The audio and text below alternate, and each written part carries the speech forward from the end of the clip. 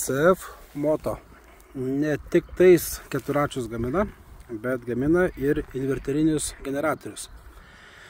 Praeitame videoje mes bandėm silpnesnę generatoriaus versiją, virint su šituo liaudyje vadinu kempu įmanoma, bet nepilniausia gale. Teko šiek tiek susimažinti, norint tęsti darbus.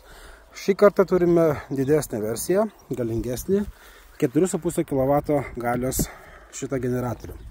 Dabartis vienas iš smagių dalykų, ką jis turi, tai turi šį pultelį. Reiškia, mes galime jį užsikurti vienu būdu, tai įprastai. Kitas būdas yra tiesiog paspausti šitą pultelį. Štai ir viskas.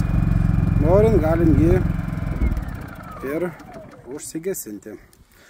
Turim USB du lizdus, turim 12 V 8 amperų vadinamą prikurkę, turim motovalandas, eko režimą ir įprastą darbo režimą. Taip, kad pabandom dirbti su juo, pažiūrėsim, kaip mums čia seksis, bet tikiu, kad viskas bus gerai. Nukris.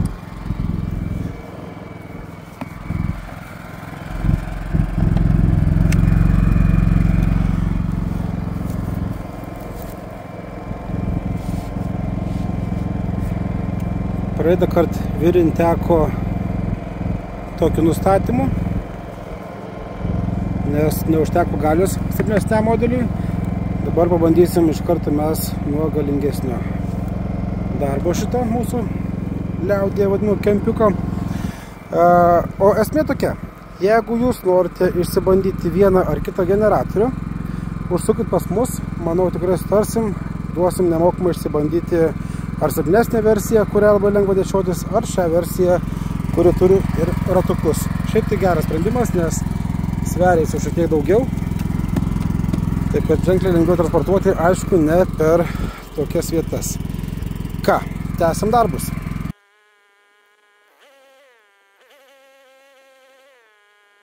Viskas puikiai, jokių problemų. Pabandykime padidinti galią. Tiek jau nereikia. Nu dar. Štai.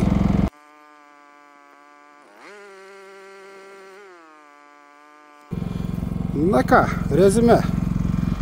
Jeigu reikia gero inverterinio teisingos sinusoidės generatoriaus, CF Moto turi puikų sprendimą.